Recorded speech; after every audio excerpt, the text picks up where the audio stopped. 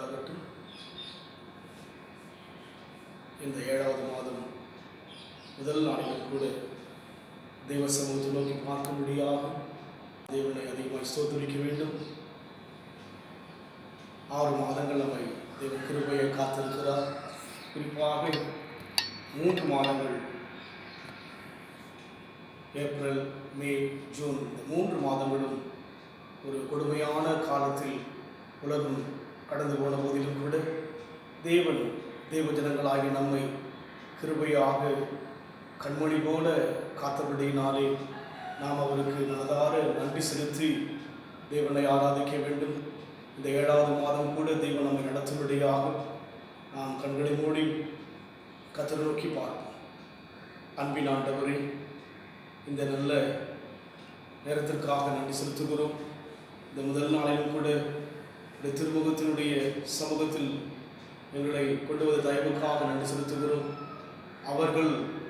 அவரை நோக்கி பார்த்து பிரகாசம் அடைந்தார்கள். அவர்கள் முகங்கள் வெட்கப்பட்டு போவதில்லை என்று சொல்லி நாங்கள் வேதத்தில் பார்க்கிற வண்ணமாக நாங்கள் எந்த விதத்தில் வெட்கப்பட்டு போகாதபடிக்கு இதுவரைக்கும் நடத்தி கொண்டு வந்தேன்.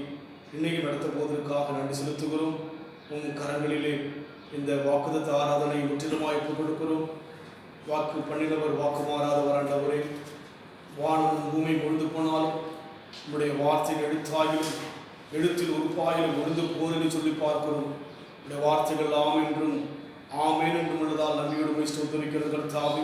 இந்த நாளிலும் கூட இந்த வாக்குதத்தில் பங்கேற்கிற தேவ குடும்பங்களை ஆசீர்வதியும். ஆண்டவரே, இந்த ஆண்டவரே காணொலி வழியாய் பார்க்கின்ற ஒவ்வொருவருக்கும் ஆண்டவரே கர்த்தாவே, நீர் இந்த ஊழல் வழியை பார்க்கின்ற ஒவ்வொருவருக்கும் தெய்வம் தாமே ஆண்டவரே உங்களுடைய வாக்குத்தத்தங்களை சொந்தமாக்கும்படி ஜெபிக்கிறோம். நீர் பொறுப்படுத்திக் கொள்ளும் இயேசுவின் நாமத்தில் பிதாவே. தேவனுடைய நாமத்திற்கு மகிமையுண்டாகட்டும். பாடலை பாடி நாம் கர்த்தருடைய நாமத்தை மகிமைப்படுத்துவோம். என் இயேசு ராஜாவுக்கு என்னாலும் ஸ்தோத்திரம், என்னோடு வாழ்வதற்கு என்னாலும் ஸ்தோத்திரம். நம் தேவன் நம்மோடு கூட 3 மாதம், கடந்த 6 மாதங்களில் 3 மாதம் நம்மோடு கூட இருந்தார். தொடர்ந்து இருக்கும்படியாக அவரை என்னாலும் ஸ்தோத்திரிக்க தேவன் நமக்கு கிருபை செய்வாராக. என் இயேசு ராஜாவுக்கே என்னாலும் ஸ்தோத்திரம், என்னோடு வாழ்பவர்க்கே என்னாலும் ஸ்தோத்திரம். என் இயேசு ராஜாவுக்கே என்னாலும் ஸ்தோத்திரம், என்னோடு வாழ்பவர்க்கே என்னாலும் ஸ்தோத்திரம். என் இயேசு ராஜாவுக்கே என்னாலும் ஸ்தோத்திரம், என்னோடு வாழ்பவர்க்கே என்னாலும் ஸ்தோத்திரம். கர்த்தாவே, நீர் செய்த நன்மைகளை நித்தம் நினைக்கின்றேன். கர்த்தாவே, நீர் செய்த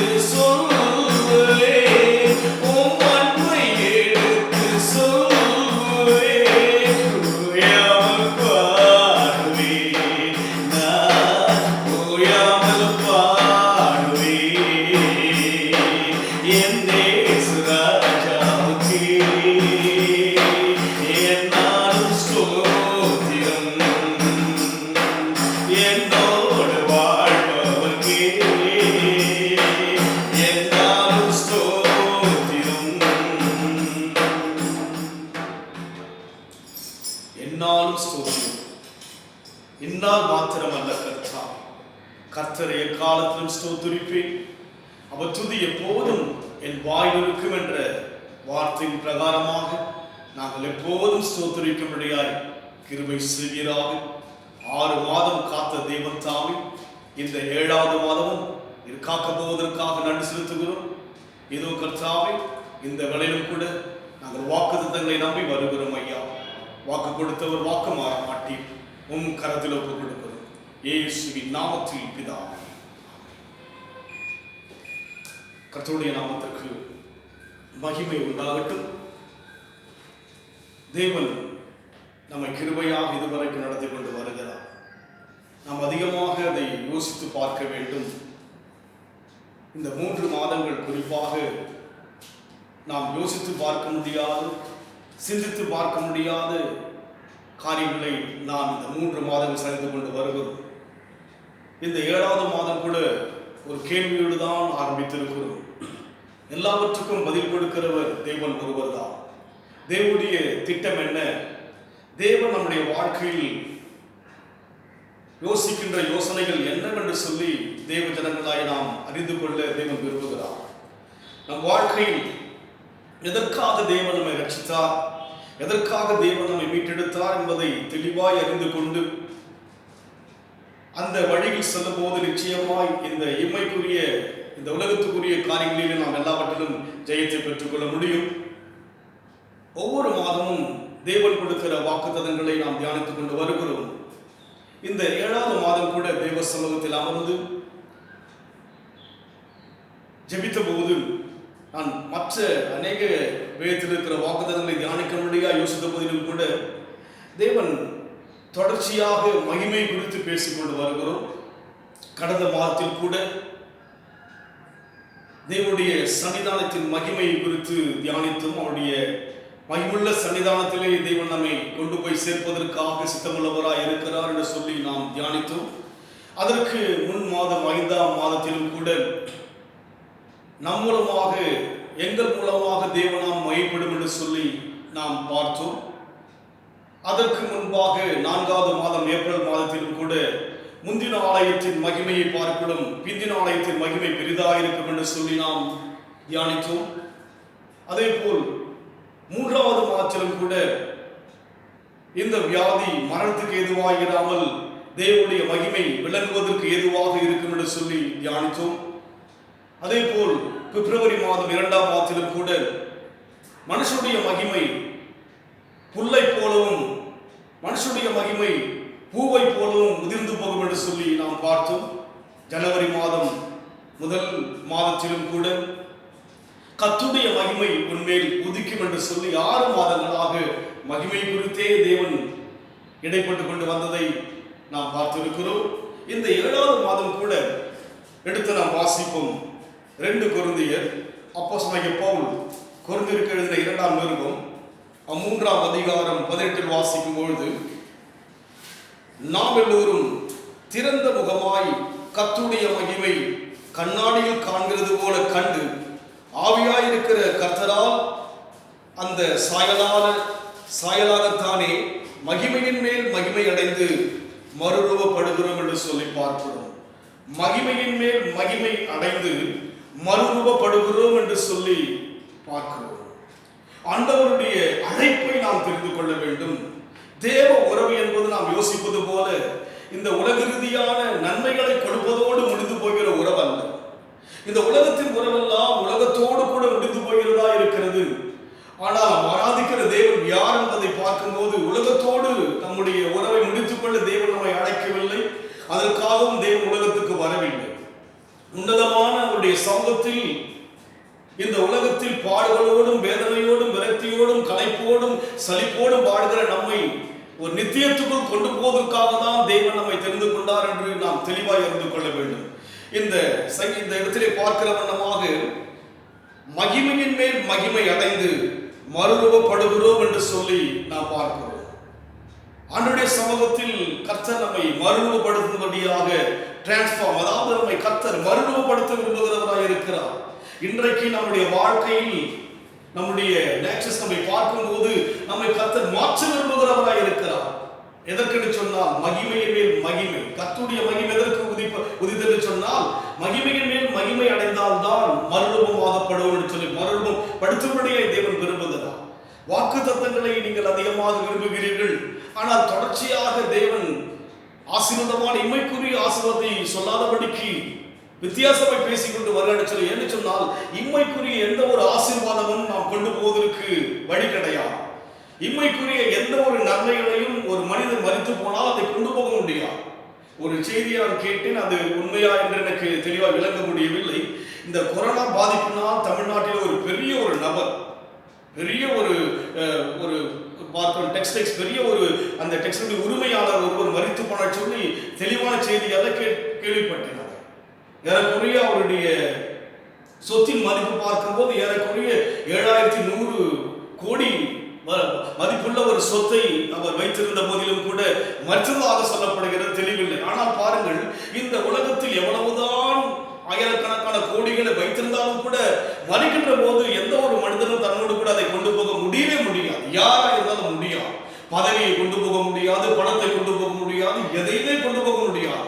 அதனால்தான் மறுமைக்குரிய ஒரு வாழ்க்கை இருப்பதாக வேதம் சொல்கிறது. அதை நாம் விசுவாசிக்கிறோம். அதனால் மகிமையை எதற்கு கொண்டு சொன்னால் அந்த மகிமையை பெற்று நம்ம செய்ய வேண்டும். மகிமையின் மேல் மகிமை அடைந்தன செய்யும்படியாக மறுரூபப்படுகிறோம் என்று சொல்லி பார்க்கிறோம். மறுரூபப்படுகிறோம், மகிமையின் மேல் மகிமை வரும்போதுதான் பண்ணப்படும் நாம் டிரான்ஸ்ஃபார்ம், அதாவது நம்முடைய காரியங்கள் மாற்றப்படும்படியான ஒரு சூழ்நிலை வருகிறது. நீங்கள் யோசிக்கலாம், இன்றைக்கு நம்முடைய வாழ்க்கையிலே ஆசீர்வாதத்துக்காக உலக ரீதியான நன்மைக்காக நாம் ஜெபிக்கிறோமே, இதுதானே நமக்கு அவசியம் யோசிக்கலாம். தேவன் அதை கொடுக்க வல்லமை உள்ளவராய் இருக்கிறார். வேதம் சொல்கிறது, முதலாவது ஒரு ராஜ்யத்தையும் அவர் நீதியும் தேடுங்கள், அப்போது எல்லாம் உங்களுக்கு கூட கொடுக்கப்படும் என்று சொல்லி பார்க்கிறோம். 6 மாதங்கள் எவ்வளவு கிருபையை கர்த்தர் காத்து கொண்டு வந்தார். குறிப்பா இந்த 3 மாதங்கள் எவ்வளவோ தத்தளிப்பு, எவ்வளவோ தவிப்பு, எவ்வளவோ குழப்பத்தோடு கூட வாழ்ந்தவல்லவா. யோசித்து பாருங்கள், எப்படி நம்மை கர்த்தர் கிருபையை காத்து கொண்டு வந்தார். நம்முடைய தேவைகளை எப்படியெல்லாம் கர்த்தர் நேர்த்தியாய் நடத்தினார் என்று யோசித்து பாருங்கள். நம் தேவை எப்படியெல்லாம் தேவன் கொடுத்தார் யோசித்து பாருங்கள். குறைவு இருந்ததா யோசித்து பாருங்கள். வேதத்திலே பார்க்கும்போது தேவனை சார்ந்த ஒருவரும் குறைபட்டதாக பார்க்கவே முடியாதே. பஞ்ச காலத்தில் கூட தீர்க்கதரிசியாகி எளியவை குறித்து பார்க்கும்போது காகத்தை கொண்டு அவரை போஷித்தான்னு சொல்லி பார்க்கிறோம் அல்லவா? அதனால் இந்த இன்மைக்குரிய காரியங்களை கர்த்தர் கொடுக்க வல்லமையுள்ளவராய் இருக்கிறார். தேவை எதுவானாலும் அதை கொடுப்பதிலே உண்மையுள்ளவராய் இருக்கிறார். ஆனால் இம்மைக்கு மாத்திரம் உறவு கொள்ள தேவன் வரவில்லை என்று சொன்னால், இந்த இம்மைக்குரிய இந்த உலக ரீதியான வாழ்க்கை என்பது இன்றைக்கு பயந்து கொண்டிருக்கிற வாழ்க்கையா இருக்கிறது. இனி ஒரு நாட்களில் பார்க்கும்போது நாம் விடுதலையோடு கூட வெளியில் செல்ல முடியாத ஒரு நேரத்துக்குள் இருக்கிறோம். யாவரும் முகக்கவசம் அணிந்து கொள்ள வேண்டும், டிஸ்டன்ஸ் இப்படி என்ற இந்த விதமான ஒரு சூழ்நிலைக்குள்ளாக இன்றைக்கு உலகம் தள்ளப்பட்டிருக்கிறது. மகிழ்ச்சியோடு கூட வெளியே போக முடியாது. இப்பேற்பட்ட ஒரு கட்டுப்பாட்டுக்குள் உலகம் இன்றைக்கு இருக்கிறபடினாலே இந்த உலகத்திலே இன்றைக்கு நாம் வாழ்கிறோம் அல்லவா, ஒரு விதமான விரக்தி எல்லோருக்கும் வந்துவிட்டது. ஒரு ஃப்ரீடம் இல்லாதபடிக்கு என்ன செய்ய முடியாத ஒரு சூழ்நிலைக்குள்ளாக இன்றைக்கு உலகமே தள்ளப்பட்டிருக்கிறது. இதுதான் உலகத்தினுடைய முடிவு. ஆனால் தேவனோ நம்ம என்ன செய்கிறாரா, மகிமையை மேல் மகிமைப்படுத்தி என்ன செய்கிறார், மறுரூபப்படுகிறோம் என்று சொல்லி பார்க்க நம்ம டிரான்ஸ்ஃபார்ம், அதாவது கர்த்தர் நம்மை மறுரூபப்படுத்த விரும்புகிறவராக இருக்கிறார். நமக்குள் இருக்கிற தன்மைகளை மாற்ற விரும்புகிறவராக இருக்கிறார் என்று சொன்னால், அவருடைய சமூகத்துக்கு போக வேண்டும் என்று சொன்னால் இந்த இன்மைக்குரிய அந்த ரூபத்தோடு கூட செல்ல முடியும். அதனால்தான் டிரான்ஸ்ஃபார்ம், அதாவது நம்மை கர்த்தர் மறுரூபப்படுத்தும்படியாக எதை கர்த்தர் மறுரூபப்படுத்த விரும்புகிறார் சொன்னால், அப்போஸ்தலனாகிய பவுல் அதே ரோமர் புத்தகத்தில் வாசிக்கும் போது அப்போஸ்தலனாகிய பவுல் ரோமருக்கு நிருபம் 12ஆம் அதிகாரத்தில் வாசிக்கிறோம். நீங்கள் இந்த பிரபஞ்சத்திற்கு 12 வாசிக்கும். நீங்கள் இந்த பிரபஞ்சத்திற்கு ஒத்த வேஷம் தெரியாமல் தேவனுடைய நன்மையும் பிரியமும் பரிபூர்ணமான சித்தம் என்னதென்று பகுத்தறியத்தக்கதாக உங்கள் மனம் புதிதாக இருந்ததினாலே மறுரூபமாகுங்கள். உங்கள் மனம் புதிதாக இருந்ததினாலே மறுரூபமாகுங்கள் என்று சொல்லி பார்க்கிறோம். நம்முடைய தேவன் நம்முடைய வாழ்க்கையில் எதை டிரான்ஸ்ஃபார்ம், எதை மறுரூபப்படுத்த சொன்னால், மனதை கர்த்தர் மறுரூபப்படுத்த விரும்புகிறார். நம்முடைய மனதை கர்த்தர் மாற்ற விரும்புகிறார் என்று சொன்னால், தேவ சமூகத்திலே வந்து பார்க்கும்போது இந்த உலக ரூபத்தோடு கூட என்ன செய்ய முடியாது, உலக தன்மையோடு கூட தேவனை சந்திக்க முடியாது.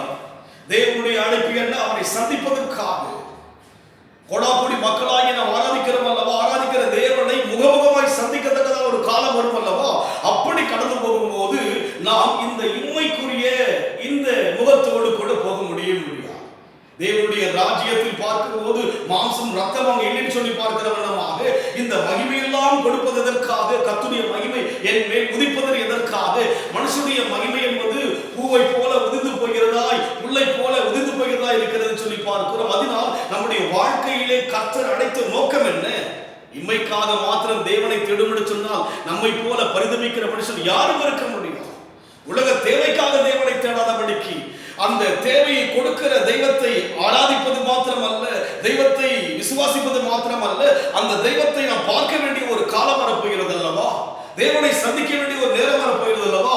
அப்படி சந்திக்கப்பட வேண்டும் என்று சொன்னால் நாம் முதலாவது என்ன செய்யப்பட வேண்டும், மகிமையின் மேல் மகிமை அடைந்து மறுரூபப்படுகிறோம். மறுரூபமாகும்படியாக எது மறுரூபமாக வேண்டும், மனம், நம்முடைய மைண்ட், நம்முடைய மனதை கர்த்தர் மறுரூபமாக்கும்படியாக விரும்புகிறார். வெளியிலே எனக்கு ஒரு முகம் இருக்கிறது, மனதில் ஒரு முகம் இருக்கிறது. வெளியிலே நான் சிரித்து பேசுகிறேன், ஆனால் மனதில் என்ன செய்கிறேன், அவளை வஞ்சித்துக் கொண்டே இருக்கிறேன். வெளியிலே நான் அவர்களை பார்க்கும்போது மகிழ்ச்சியை பேசுகிறேன், ஆனால் மனதில் என்ன செய்கிறேன், நான் கசப்பை யோசிக்கிறேன். இதுதான் நமக்குள் இருக்கிற ஒரு காரியம். அதனால் மனம் என்ன செய்யும்படியாக மறுரூபமாக்கும்படியாக தேவன் விரும்புகிறார். நம்முடைய தேவன் முற்றிலுமாக மாற்ற விரும்புகிறார். தேவ உறவை தெளிவாய் தெரிந்து கொள்ள வேண்டும். இன்றைக்கு தேவ ஜனங்களாக நம்முடைய வாழ்க்கையிலே உலக உறவையே யோசித்துக் கொண்டிருக்கிறோம். உலக உறவிலேயே நம்முடைய வாழ்க்கையை நம்ம செய்கிறோம், அதிகமாய் செலவழித்துக் கொண்டிருக்கிறோம். இந்த உலகத்தின் உறவு என்பது நிலையில்லாததாக இருக்கிறது. இன்றைக்கு நாம் பார்க்கிறோம், எவ்வளவு மரணங்கள் நெருங்கி வருவதை பார்க்கிறோம், மரண ஓலம் நெருங்கி வருவதை பார்க்கிறோம். ஊர் முழுமையாக, தேசம் முழுமையாக, உலகம் முழுமையாக மரணம் என்பது தூரம் அல்ல, பக்கத்தில் இருப்பதை பார்க்கிறோம். இந்த வியாதி, இந்த நோயானது ஒருவரை தாக்கிவிட்டால் அவர்கள் எந்த விதமான ட்ரீட்மெண்ட் எடுக்காமல் போனால் மரணம் சம்பவித்துவிடும். அந்த நிலைமையில் தான் இன்றைக்கு உலகம் இருக்கிறது. அதனால்தான் நம்முடைய தேசங்கள், நம்முடைய ஒவ்வொரு காரியங்களும் பாதுகாப்புக்காக அநேக சட்டங்களை கொடுக்கிறார். காரணம் என்ன, மரணம் பக்கத்தில் வந்து விட்டது. மனுஷனுடைய வாழ்க்கையில் மரணம் என்பது பக்கத்தில் வந்து விட்டது. நம்ம ஃப்ரீடமா போக முடியவில்லை அல்லவா, பயத்தோடு போகிறோம் அல்லவா. தேசம் நம்மை பாதுகாக்கும்படியே சட்டங்களை இன்றைக்கு மரணம் என்பது மனிதனுடைய பக்கத்திலே வந்துவிட்டது. அப்படியானால் இந்த உலகத்தினுடைய உறவுகள், உலகத்தினுடைய ஐக்கியம் என்பது நிலையற்றது. அது நிலையற்றதான ஒரு காரியமாக இருக்கிறது. அதனால் நிலையானது தேவனுடைய உறவு தான். அந்த உறவை பெற வேண்டும் என்று சொன்னால் மகிமையின் மேல் மகிமை அடைந்து மறுரூபப்படுகிறோம். எது மறுரூபமாக வேண்டும்? மைண்ட். என்னுடைய மனம் மாற வேண்டும். இயேசு கிறிஸ்துவுடைய முதல் அவருடைய பிரசங்கம் என்று சொன்னால் மனம் திரும்புங்கள் என்று சொன்னார். இப்ப நம்முடைய வாழ்க்கையிலே திரும்பும்படியாக இன்றைக்கு முகத்தில், நம்முடைய முகத்தில் ஆராதிக்கும்படியாக நம்முடைய முக சாயலை காண்பிக்கின்றோம். ஆனால் மனதிலே மனதுக்குள்ளாக அந்த ஒரு வாஞ்சை இருந்தால் தான் ஆராதிக்க முடியும். வாஞ்சை இல்லாவிட்டால் ஆராதிக்க முடியாது. மனதில் தான் அந்த விருப்பம் வர வேண்டும். அகத்தின் அழகு முகத்தில் தெரிவது போல மனம் புதிதாகும்படியாக, மனம் மறுரூபமாகாமல் நம்முடைய முகத்திலே வெளியிலே காண்பிக்கலாம். என் உள்ளத்தில் கசப்பை வைத்துக் கொண்டு என் முகத்திலே என்ன செய்கிறேன்? புன்னகைக்கின்றேன், சிரிக்கின்றேன். ஆனால் மனதில் எனக்கு கசப்பு இருக்கிறது. என் கசப்பு யாருக்கும் தெரியாது. நம் முகத்தில் சிரிக்கிற சிரிப்பு தான் நம்மளுக்கு தெரியும். மனதில் விரோதங்கள், குரோதங்களை வைத்துக் கொண்டிருக்கிறேன். அதனால் தான் இங்கே சொல்கிறார், மகிமையின் மேல் மகிமை அடைந்து மறுரூபப்படுகிறோம். எது மறுரூபமாக வேண்டும்? மனம். மனம் புதிதாய் மாறுகிறதால் தான் மறுரூபமாக முடியும். அப்படியானால் இன்றைக்கு தேவன் நம்முடைய வாழ்க்கையிலே முகத்தை மாற்ற வரவில்லை, நம்முடைய மனதை மாற்ற விரும்புகிறார். மனம் இருந்தால் மாற்றம் என்று சொல்கிற வண்ணமாக மனம் மாறுபடியா. இன்றைக்கு நம் வாழ்க்கையிலே இந்த 3 மாதங்கள் நம்முடைய மனம் எப்படி இருந்தது என்று யோசித்து பார்க்க வேண்டும். வீட்டுக்குள்ளிருந்து தேவனை தேடினோமா என்று யோசித்து பார்க்க வேண்டும். விரக்தி, குழப்பம், பயம், சோர்வுகள், சோம்பல்கள், இப்படித்தான் நம்முடைய வாழ்க்கையிலே இந்த 3 மாதங்கள் கடந்து போகிறது. அதிகமாக தேவனை சார்ந்த காரணம் என்ன? மனம் விரக்தியோடு இருக்கிறது, மனம் குழப்பத்தோடு இருக்கிறது. இன்றைக்கு நம்முடைய உள்ளத்துக்குள் பாரம் இருக்கிறது. இந்த உலகத்துடைய பாரத்தின் நிமித்தமாக நாம் எதையும் சாதிக்க முடியாது. கவலைப்படுவதனால ஒன்றையும் கூட்ட முடியாது, குறைக்க முடியாது சொல்லி பார்க்கிறோம். ஆனால் தேவ ஜனமாக நம் வாழ்க்கையிலே கர்த்தர் நம்மை மறுரூபப்படுத்த, டிரான்ஸ்ஃபார்ம், நம்மை மறுரூபப்படுத்த முடிய தேவன் விரும்புகிறார். அவர் அழைப்பதுதான் இந்த இன்மைக்குரிய நன்மையை கொடுப்பதற்கு மாத்திரம் இயேசு வரவில்லை. எழுந்து போனதை தேடவும் ரட்சிக்கவே மனுஷகுமாரன் உலகத்துக்கு வந்தான்னு சொல்லி நாம் தியானித்து இருக்கிறோம். அதனால் நம் வாழ்க்கையிலே கர்த்தருடைய அழைப்பென்ன? மனம் புதிதாகும்படியாக, மறுரூபமாகும்படியாக கர்த்தர் நம்மை அழைத்திருக்கிறார். நம்முடைய வாழ்க்கையிலே நம்முடைய மனதுக்குள்ளாக மாற்றங்கள் வரும்போதுதான் அவருக்காக நம்மால் செயல்பட முடியும். என் மனதிலே தேவன் எவ்வளவா இருக்கிறாரோ அவ்வளவாக தான் தேவனுக்கு செயல்பட முடியும். என் மனதிலே தேவன் குறைவாக இருந்தால் குறைவாக தான் செயல்பட முடியும். இன்றைக்கு நம் வாழ்க்கையிலே மனம் நிறைந்தவராக தேவன் இருக்க வேண்டும். மனம் முழுமையாக பாரங்களும், மனம் முழுமையாக வேதனைகளும், மனம் முழுமையாக பயம் இருந்தால் அந்த பாரமும் பயமும் வேதனையும் தான் முகத்திலே பிரதிபலிக்கும். அதனால் இன்றைக்கு நம்முடைய வாழ்க்கையிலே மகிமையின் மேல் மகிமை அடைந்து மறுரூபப்படுகிறோம் என்று சொல்லி அங்கே பவுல் சொல்வதை பார்க்கிறோம். மறுரூபப்படுகிறோம், பட்டம் அல்ல, மறுரூபப்படுகிறோம். எப்படி மறுரூபப்பட முடியும்? மனம் புதிதாகிறதுனாலே நீங்க என்ன செய்றீங்க? மறுரூபம் ஆகுங்கள். மனசு மாறும். மனம் மாறாமல் எவ்வளவுதான் நான் வெளித்தோட்டத்தில் மற்றவர்கள் பார்க்கும்படி ஆராய்ச்சாலும் கூட மனம் மாறாத என் ஆராதனை என்பது தேவ சமூகத்தில் ஏறெடுக்கப்பட முடியாது. தேவ சமூகத்தில் நமக்கு பதில் வராது. அதனால் நம்முடைய வாழ்க்கையிலே மனதை கர்த்தர் மாற்றும்படியாக மனம் புதிதாக இருந்தனாலே மறுரூபமாகுங்கள். இப்பிரபஞ்சத்துக்கு என்ன செய்யாதபடிக்கு, ஒத்த வேஷம் தெரியாதபடிக்கு. அதுக்கு பிரபஞ்சம் இந்த உலகத்தோடு கூட அதிலேயே இருந்துகிட்டு என்ன பண்றது? அதுல போய் நம்ம அதிகமாக அன்பு, ஆதரவு, இதுதானங்க மாம்சத்திலேயே நம்முடைய காலம். தேவனை மறந்துடும். என்ன பண்றாங்க? தேவனை மறந்து விடுகிறோம். தேவன் செய்த நன்மைகளை மறந்து செய்கிறோம். மாம்சத்திலேயே நம்முடைய நேரங்கள் செல்கிறது. உறவுகள், இப்பேற்பட்ட நட்புகள், இதையெல்லாம் ஒரு பெருமையாக எண்ணிக்கொண்டே போய்கிறோம். இதை கொடுத்த தெய்வத்தை மறந்து விடுகிறோம்.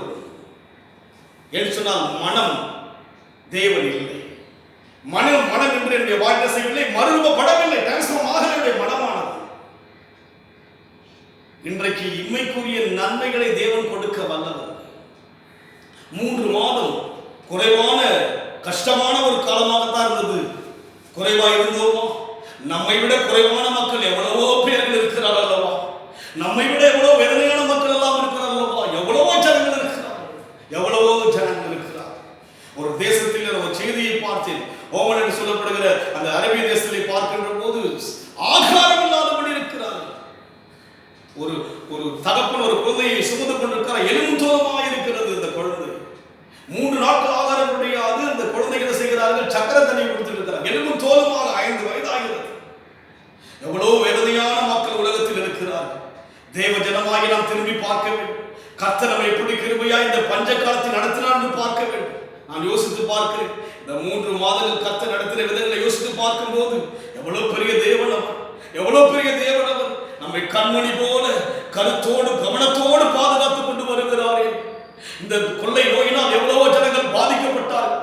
லட்சக்கணக்கான மக்கள் உலக அளவிலே மதிக்கப்பட்டார்கள். நம் தேசத்தில் ஆயிரக்கணக்கான மக்கள் பாதிக்கப்பட்டுக் கொண்டிருக்கிறார்கள். நம்மை கர்த்தர் கிருபையாய் காத்தார் அல்லவா, தேவ தயவாய் காத்தார் அல்லவா, வீட்டை சுற்றிலுமாக வேலெடுத்து பாதுகாத்தார் அல்லவா. உங்களை சார்ந்தவர்களை, உங்கள் குடும்பத்தில் ரத்த சம்பந்தமான உறவுகளை, நண்பர்கள் எல்லாம் கர்த்தர் பாதுகாத்தார் அல்லவா என்று சொன்னால் நம் தேவன் இம்மைக்குரிய காரியங்களை செய்ய வல்லமையுள்ளவராய் இருக்கிறார். அவருடைய பார்வைக்கு லேசான காரியம் இம்மைக்குரிய காரியங்கள்.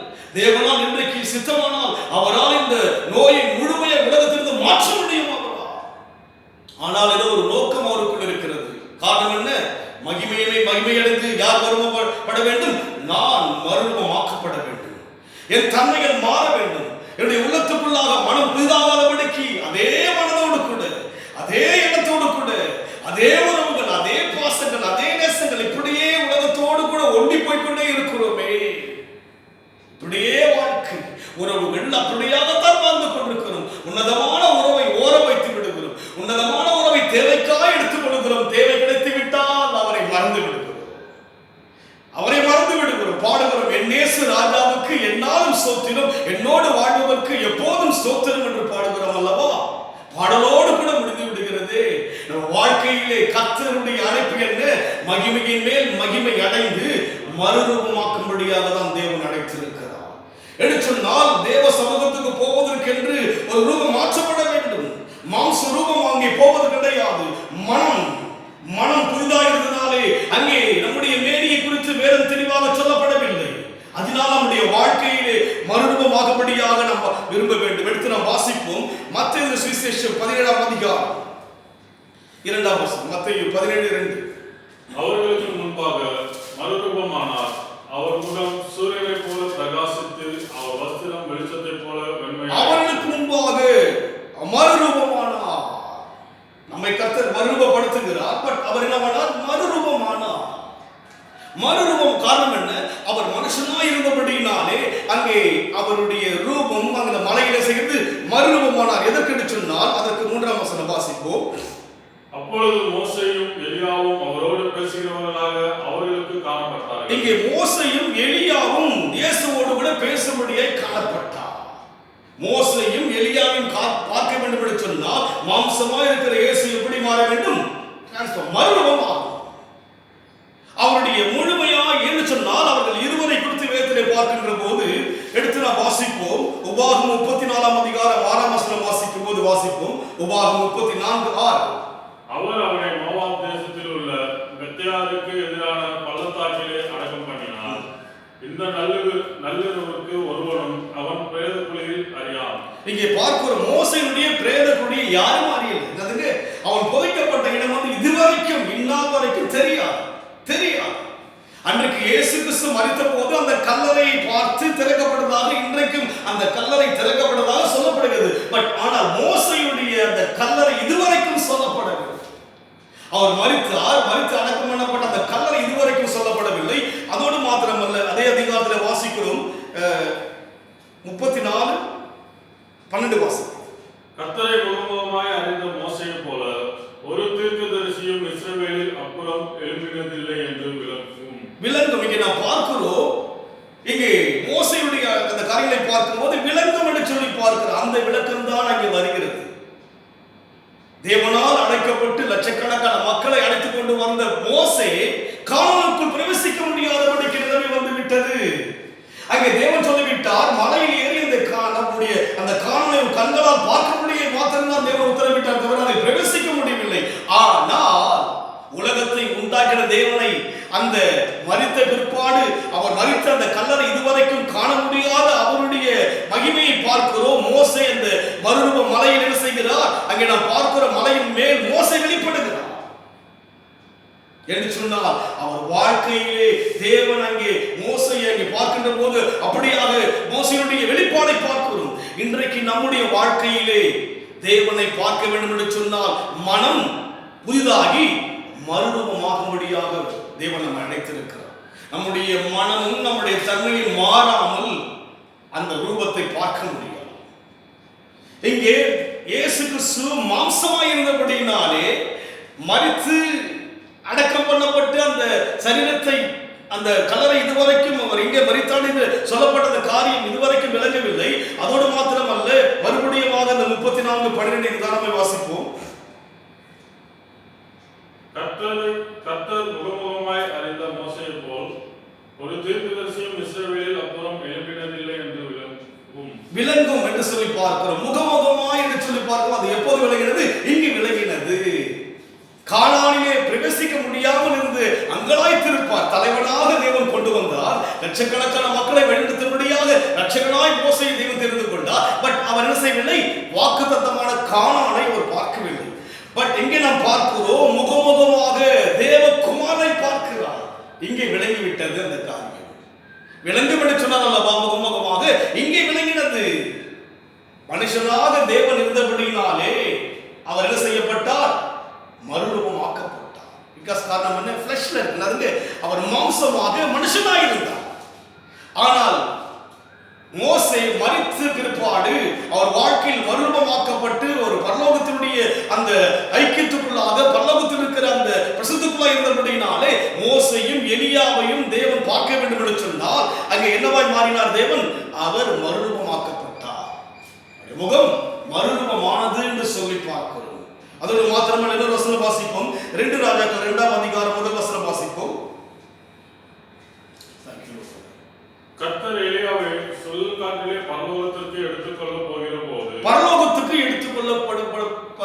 எடுத்துக்கொள்ளும் போது என்று சொல்லி பார்க்கிறோம். அதோடு மாத்திரமல்ல, அதே 2ஆம் அதிகாரம் 11 வாசிப்போம் ப்ளீஸ்.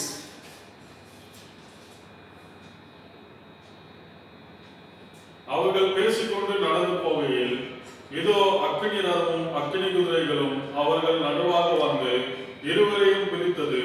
எலியா சுழற்காற்றிலே பரலோகத்திற்கு ஏறி போனான். இங்கே பார்க்கிறோம், எலியா சுழற்காற்றிலே பரலோகத்துக்கு ஏறி போனான். அதே போல் ஏனோக் என்கிற ஒரு மனுஷனை குறித்து கூட வேதத்திலே பார்க்கும் போது அங்கே ஆதியாகமத்திலே வாசிக்கிறோம் 5:24 வாசிக்கிறோம், தேவன் அவனை எடுத்துக்கொண்டார் என்று சொல்லி அங்கே சொல்லப்படுகிறது. 5ஆம் அதிகாரம் 24 வாசிக்கும் போது வாசிப்போம்.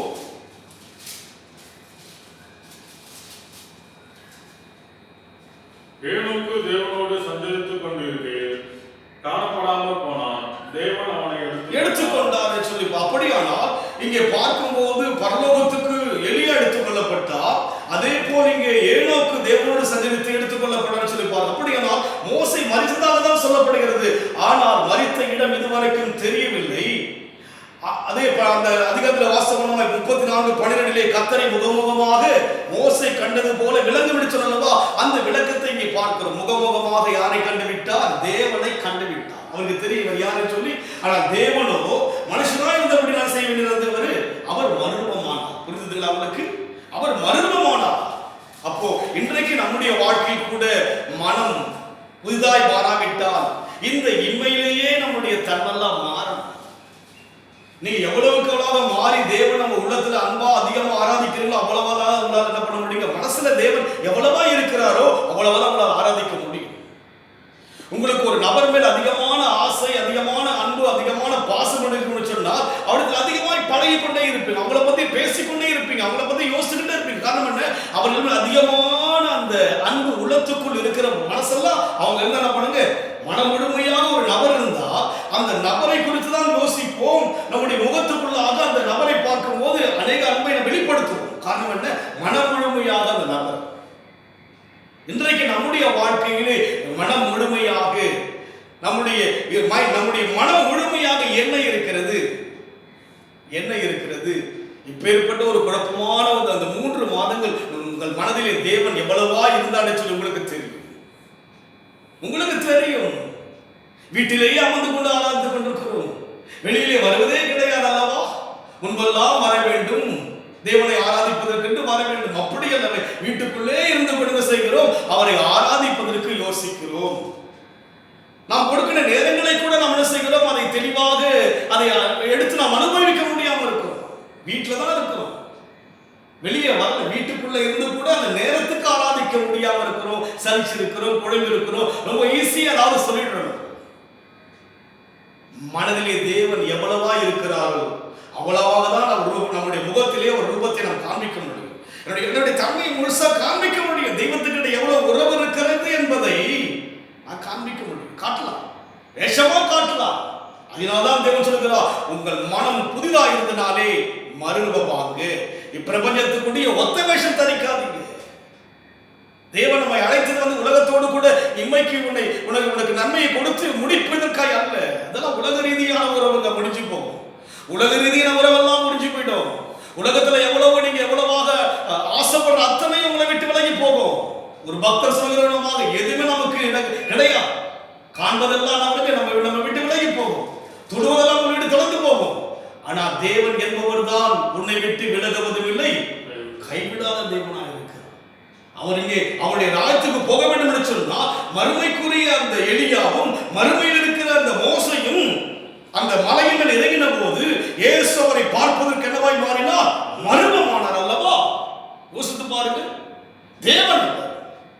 தேவன் அவர். ஆனால் மனுஷனாய் இருந்தபடி என்ன செய்கிறவர்? அவர் மறுரூபப்படுகிறார். ஆனால் அங்கே பேதுருவும் யோவானும் சொல்லுகிறார்கள், ஆண்டவரே, இங்கே நமக்கு ஒரு கூடாரமும் மோசைக்கும் எலியாவுக்கு ஒரு கூடாரம் போடலாமே. அவங்களுடைய மைண்ட்ல என்ன இருக்குதுங்க? கூடாரம் போட்டு இங்கே இருக்கிறது. நம்முடைய கூடாரம் இங்கே கிடையாது. இந்த உலகத்தில் ஐக்கியம் மாத்திரம் உங்களுக்கு ஸ்டாண்டர்ட் யோசிக்காதீங்க. எல்லாம் ஒரு நாள் நம்மை விட்டு விலகி போகும். உன் உறவுகள் தான் பெரிது யோசிக்காதீங்க, எல்லாம் உங்களை விட்டு மறந்து போகும். உங்களுடைய வாழ்க்கையில் எதை பெரிதாய் இந்த உலகத்தில் யோசிக்கிறீர்களோ அவை எல்லாம் உங்களை விட்டு ஒரு பறவை பறப்பது போல பறந்து போய்விடும். ஒரு காற்றை போல இல்லாமல் போய்விடும். அங்கே பார்க்கிறோம், அங்கே தேவன் இயேசு கிறிஸ்துவோடு கூட பேதுருவும் யோவானும் இருக்கிறார்கள். அவர் மறுரூபமாகி அவரை பார்த்துக் கொண்டிருக்கிறார். இவருடைய மைண்ட்ல என்ன இருக்கு? மனசுக்குள்ளாக கூடாரம் போடுவோம். என்னதுங்க?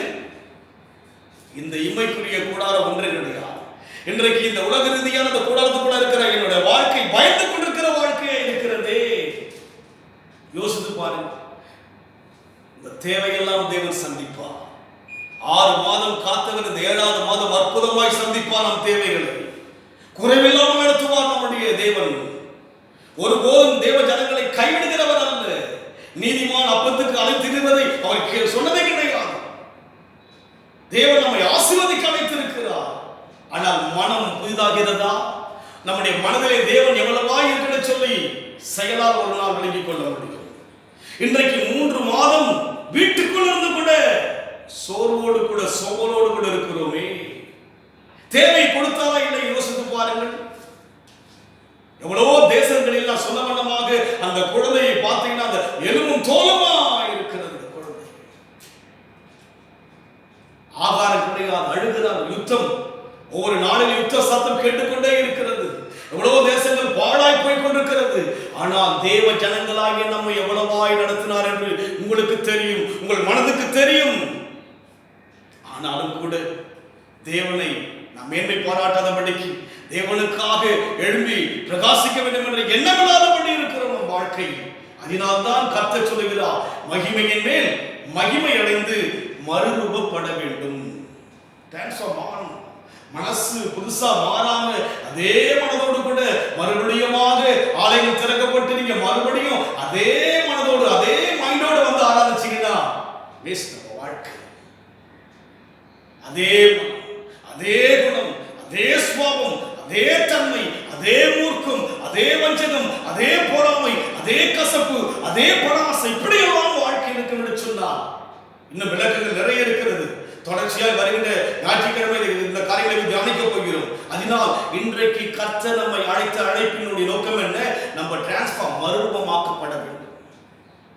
எது மறுரூபமாகணும்? என் முகம் மறுரூபமாக வேண்டிய அவசியம் கிடையாது. பார்த்தீங்கன்னா ஒரு 3 மாதமா தாடி வளர்த்துட்டு வரேன். அன்னைக்கு இருக்கிறாங்க, எதுக்குன்றாங்க. இந்த முகத்துல ஒண்ணும் கிடையாது. முகம் மாறிடும், முகம் சுருங்கி போயிடுங்க. மனுஷனுடைய முகமானது, அழகா இருக்கிற முகமானது படிப்படியாக மாற்றமடையும், முடியெல்லாம் கொட்டிடும். இந்த ரூபத்தை குறித்து தேவன் சொல்லவில்லை. மனம் புதிதாக இருந்தனால நீங்க மறுரூபமாகுங்க, டிரான்ஸ்ஃபார்ம் ஆகணும், மாற்றப்படணும், மனசு மாற்றப்படணும்.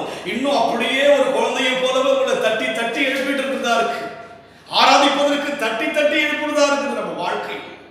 ஆராதிப்பதற்கு சொல்லிக் கொடுக்க வேண்டியதா இருக்கிறது. மீன் குஞ்சுகள் நீந்துவதற்கு கற்றுக் கொடுக்க வேண்டுமா? கிறிஸ்துவாகிய நாம் தேவனை ஆராதிப்பதற்கு சொல்ல வேண்டுமா? கர்த்தரை எக்காலத்து நாம் சோதனைக்கு அழைக்கப்பட்டிருக்கிறேன். தேவன் எதிர்பார்ப்பது அவர்கள் துதியை சொல்லிக் கொண்டு வருவார்கள் என்று எதிர்பார்ப்பது தேவன் இருக்கிறார். ராஜ்யத்தை சேர்க்கும்படியான அழைப்போடு தான் தேவனை அழைத்திருக்கிறார். இம்மையோடு கூட கைவிட்டு போவதற்காக அல்ல. இம்மையிலே கணவன் மனைவியை கைவிடுவார், மனைவி கணவனை கைவிடுவார், பெற்றோர் பிள்ளையை கைவிடுவார், பிள்ளைகள் பெற்றோரை கைவிடுவார்கள், உறவுகள் கைவிடும், நண்பர்கள் கைவிடுவார்கள். மரணம் இன்றைக்கு எல்லாரையும் மிஞ்சி செல்கிறதா இருக்கிறது, கைவிடப்படுகிறது. இன்றைக்கு பாருங்கள், மருத்துவரை கூட அடக்கம் பண்ண முடியாத ஒரு வேதனைக்குள்ளாய் உலகம் இருக்கிறது. இன்றைக்கு எவ்வளவு பேர் பாருங்கள், பெரிய தலைவராலும் கூட அவளை கூட்டமாய் கடந்து போய் அடக்கம் செய்ய முடியாத ஒரு அபலை நிலைக்குள்ளாக உலகம் தள்ளப்பட்டிருக்கிறது. மனுஷனுடைய வாழ்க்கை எப்படி யோசித்து பாருங்கள். ஒரு செய்தியை பார்க்கிறேன், ஒரு தகப்பனார் மரித்து விட்டா அந்த பார்க்கின்ற போது, அந்த வண்டியில் அந்த பார்க்கின்ற போது கொண்டு போய்கிறார்கள், ஆம்புலன்ஸ்ல கொண்டு போயிட்டு இருக்கிறாங்க, ஸ்ட்ரீட்ல இருந்து அழுகுறாங்க. அந்த தகப்பனை இருந்த மகன் அழுது கொண்டிருக்கிறார்கள், பார்க்க முடியவில்லை. இந்த நிலைமைக்கு உலகம் இருக்கிறது. இந்த நிலைமையிலே நம் உலகத்தை கண்கூட பார்த்து கூட என் மனம் மாறாவிட்டா, என் மனம் புதிதாய் மாறாவிட்டா, மனம் புதிதானதான் மறுரூபமாக்கப்படுவோம். அப்பதான் நம்முடைய முகத்துக்குள்ளாக இருந்து நம்முடைய ரியாக்ஷன்ஸ் பார்க்கும் போது தேவனை ஆராதிக்கிற விதங்கள் மாற்றம் அடையும். ஸ்டில் அப்படியே இருந்தா இம்மைக்காக தேவனை தேடுவது சொன்னால் நம்மை விட பரிதபிக்கப்பட்டவை யாருமே இருக்காது. இம்மைக்குரிய தேவையை கொடுத்தாரா இல்லைங்களா? சொல்லுங்க பார்க்கலாம். இன்னைக்கு பெரிய பணக்காரராக இருந்தா கூட வெளியே போய் உடை வாங்க முடியல, இன்னைக்கு பொருள் வாங்க முடியல, பணம் இருக்கிறது, ஒரு உடையை வாங்க முடியல. இன்னைக்கு யோசிச்சு பாருங்க, வாங்க முடியல. இன்றைக்கு அப்பேற்பட்ட நிலைமைக்குள்ளாய் உலகம் தள்ளப்பட்டு விட்டது. யோசித்து பாருங்க. அதனால்தான் நீங்க தேவன் சொல்லுகிறார், இது வல்ல வாழ்க்கை, மகிமையின் மேல் மகிமை அடைதல் செய்ய வேண்டியபடியாக மறுரூபப்படுகிறோம். மனம் புதிதாக இருந்தால் என்ன பண்ணுங்க, நீங்க மறுரூபம் ஆகுங்க. மறுபடியும் அதை வாசம் முடிப்போம். கடைசியாக ரோமர் 12ஆம் அதிகாரம்.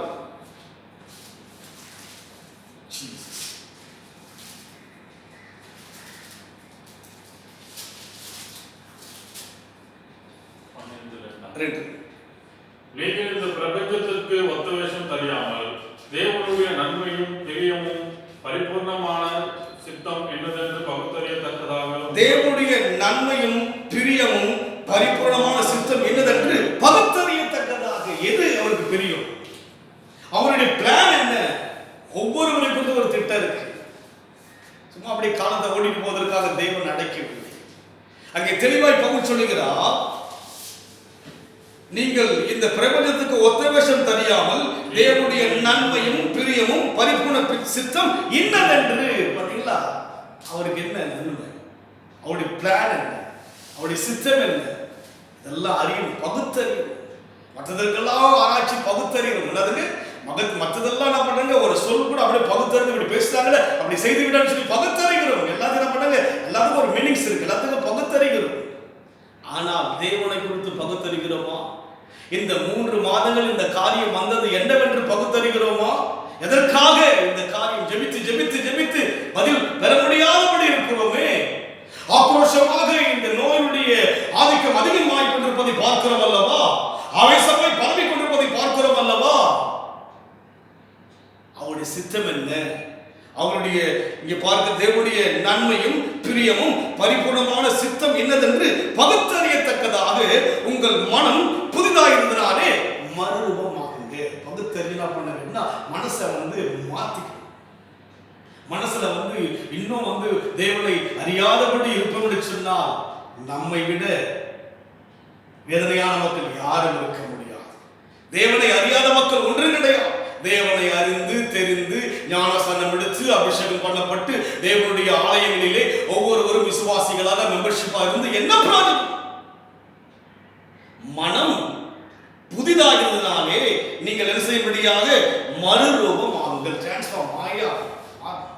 மனசு மாறாமல் மறுபடியும் ஆலயத்துடைய கதவுகள் திறக்கப்பட்டு ஆராதிக்கின்ற போது பழையபடியே இருக்கும் என்று சொன்னால் ரொம்ப பிரச்சனைகளை நாம் சந்திப்போம்.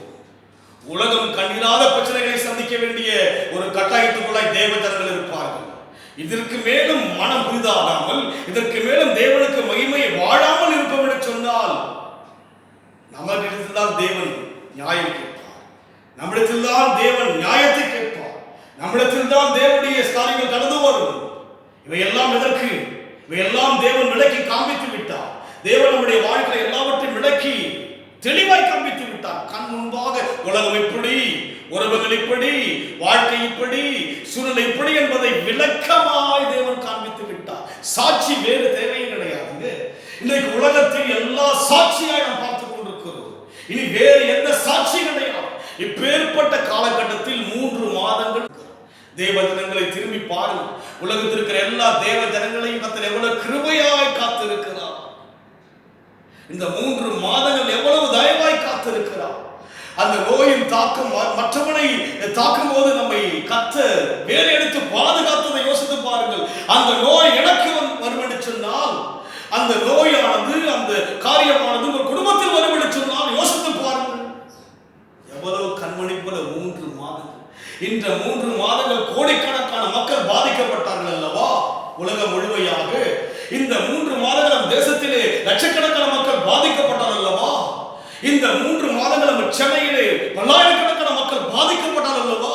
நம்மையோ கர்த்தர் கண்மணி போல பாதுகாத்து வந்திருக்கிறாரே.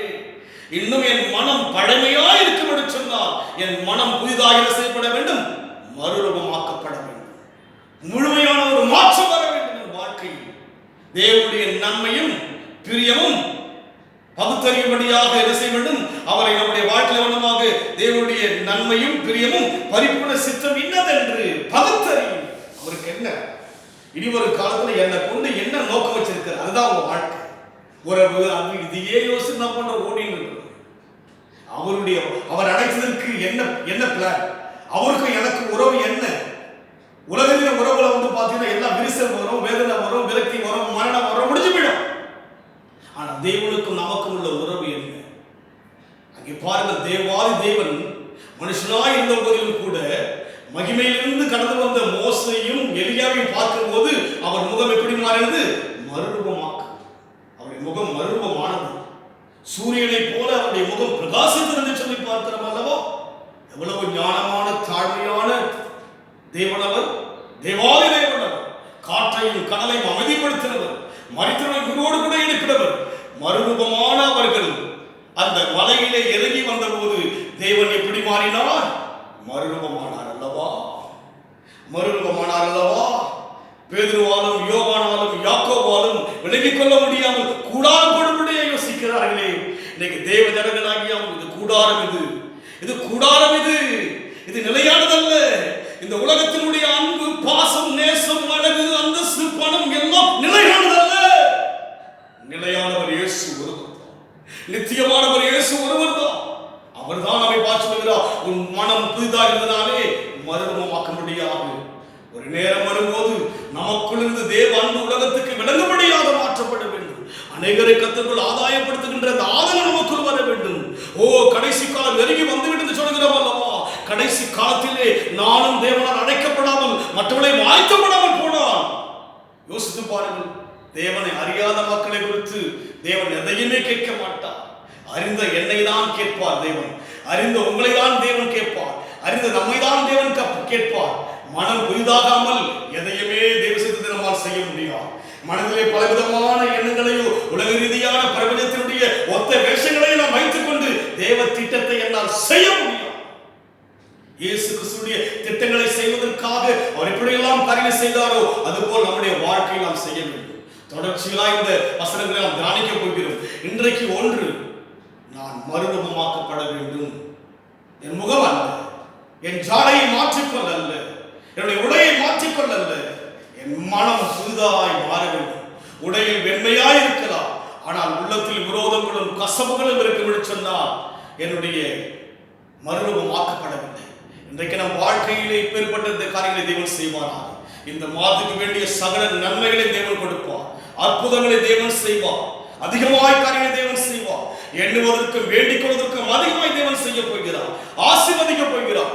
கடந்த 3 மாதம் உங்களை எப்படி பாதுகாத்தாரோ அதுபோல இந்த 7வது மாதம் கூட 6 மாதம் குறிப்பா இந்த 3 மாதங்கள் எப்படி நம்ம கிருபையை காத்தாரோ அதை போல அதிகமாய் உங்களை காக்க போகிறார். உங்களுக்கு எந்த சேதமும் வராதபடி பாதுகாக்க போகிறார். நாம் அதிகமாய் ஜெபிக்க வேண்டும். சீற்றம் அடங்க வேண்டும். நம் தேசத்தை சூழ்ந்திருக்கிற இந்த பயங்கள் விலக வேண்டும். இந்த பயம் என்பது, இந்த பிரச்சனை என்பது நீண்டு கொண்டே போகும்படியாக தான் சொல்லப்படுகிறது. நீண்டு கொண்டே போகும். பயத்தோடு தான் வெளியே செல்ல வேண்டும். ஒரு டிஸ்டன்ஸை மெயின்டைன் பண்ண வேண்டும். முகக்கவசம் அணிய வேண்டும். இந்த நிலைமையில் தான் உலகம் இன்றைக்கு இருக்கிறது. ஃப்ரீடம் கிடையாது. யோசித்து பாருங்க. மனுஷனுக்குள்ளா இன்றைக்கு விடுதலை கிடையாது. ஒரு கட்டப்பட்ட நிலைமையில் இருக்கிறபடினாலே என் மனம் புதிதாக இருந்தாலே நான் மறுபடியும் டிரான்ஸ்ஃபார்ம் ஆகியாகும். மாறும்போது கர்த்தர் உங்கள் மூலமாக அவருடைய முக சாயலை நம்முடைய மனதிலே அவருடைய மகிமையை பெற்றுக்கொண்ட நான் என் மனதிலே அவர் ரட்சிப்பை அனுகிரக சொல்லும்படியான ஒரு சாயல் எனக்குள் வர வேண்டும். ஆத்ம பாரம் எனக்குள்ளுடைய முக சாயலுக்குள் வர வேண்டும். இந்த அனுபவத்தில் வரும்போது தேவன் நம்மை ஆசீர்வதிக்க, தேவன் நம்மை நடத்தும்படியாக நாம் கண்களை மூடி கர்த்தரை நோக்கி பார்ப்போம். மகிமையின் மேல் மகிமை அடைந்து மறுரூபப்படுகிறோம். நாம் மறுரூபப்படுகிறோமா என்று ஆராய்ந்து பாருங்கள். டிரான்ஸ்ஃபார்ம். எது மறுரூபமாக வேண்டும்? என் முகத்தில் கொண்டு வருகிற மாற்றம் அல்ல, என் முடை அல்ல, என் மனம். மைண்ட். என் மனம். என் மனம் என்ன சொல்கிறது? என் மனதிலே தேவன் எந்த அளவு இருக்கிறார் என்பது அதத்தின் அழகு முகத்தில் காண்பிக்க முடியும். ஒருவேளை பிரபஞ்சத்தின் ஒத்தவசம் தரிக்கலாம், பட் ஒரு நாள் அதனுடைய ரியாக்ஷன் நம்ம பார்ப்போம். ஆனால் இன்றைக்கு தேவன் நம்மை விரும்புகிறார். தேவன் நம்மை நேசிக்கிறார். அதனால தான் சொல்லுகிறார், மகிமையை மேல் மகிமை அடைந்து மறுரூபமாகவும் என்று சொல்கிறார். அந்த 18ஆம் வசனத்தை நீங்கள் வாசிக்கும் போது 2 Corinthians 3:18 ரொம்ப அருமையாக இருக்கும். அவரை கண்ணாடியை பார்ப்பது போல பார்ப்போம் என்று சொல்லுவார். நம் கண்ணாடியை பார்க்கும்போது நம் முகம் தெரியும். அதுபோல தேவ சமூகத்தில் நாம் நம்முடைய மனம் ஒரு கண்ணாடி பார்ப்பது போல நம்முடைய மனசில் இருக்கிறதெல்லாம் கண்ணாடியில தெரியும். ஆவியானவர் இந்த கண்ணாடி போல வரும்போது நம்முடைய மனசுல என்ன இருக்குது என்பதை வெளிப்படுத்தி விடுவார். ஆண்டவருக்கு நன்றி செலுத்துகிறோம். எங்களை டிரான்ஸ்ஃபார்ம், எங்களை மாற்றி மனசு மாறட்டும். இன்னும் பயமும் குழப்பமும் தடுமாற்றமும் குடும்பம் பிரச்சனை போராட்டம் இதையே சிந்தித்துக் கொண்டிருக்க மாட்டேங்க. நான் தேவ ஜனம், என்னை கொண்டு ஒரு திட்டம் இருக்கிறது, அதற்கு என்னை ஒப்புக் கொடுக்கிறேன். ஆண்டவரே பொறுப்பெடுத்துக் கொடுங்க. இயேசுவின் நாமத்தில் பிதாவே, ஆமென். என் ஆத்துமாவே கர்த்தரை ஸ்தோத்திரி, என் முழு உள்ளமே கிறிஸ்து நாமத்தை ஸ்தோத்திரி. என் ஆத்துமாவே கர்த்தரை ஸ்தோத்திரி. கர்த்தர் செய்த சர்வ உபகாரங்களை மறவாதே. God bless you.